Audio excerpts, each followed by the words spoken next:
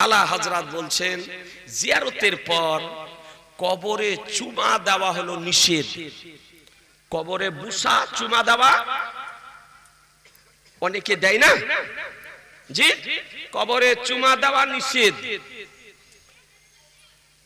উলামায়ে আহলে সুন্নাত, আহলুস সুন্নাত আল জামাতের অনেক উলামায়ে কেরামগণ বলেছেন পীর ওলিয়া উলিয়া বুজুর্গানে দিনদের মাজারে চুমা দেওয়া জায়েজ।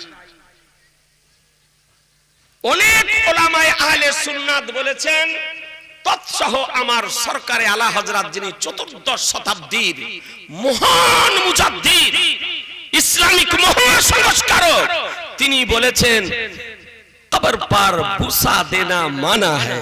জি জি, কবরে চুমা দেওয়াটা হচ্ছে নিষেধ। জি, কেন?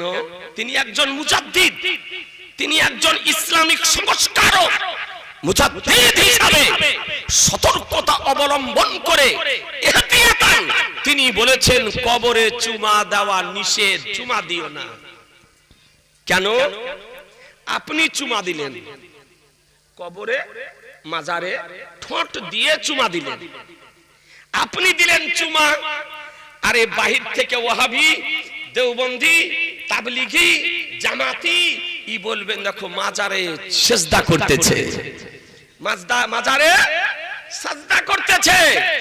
সুন্নি জামাতের উপর আঙ্গুল উঠাবে, সুন্নি জামাতকে নিয়ে সমালোচনা করবে, সুন্নি জামাতের বিপক্ষে বলবে। তোমার সরকারে আলা হযরত বলেন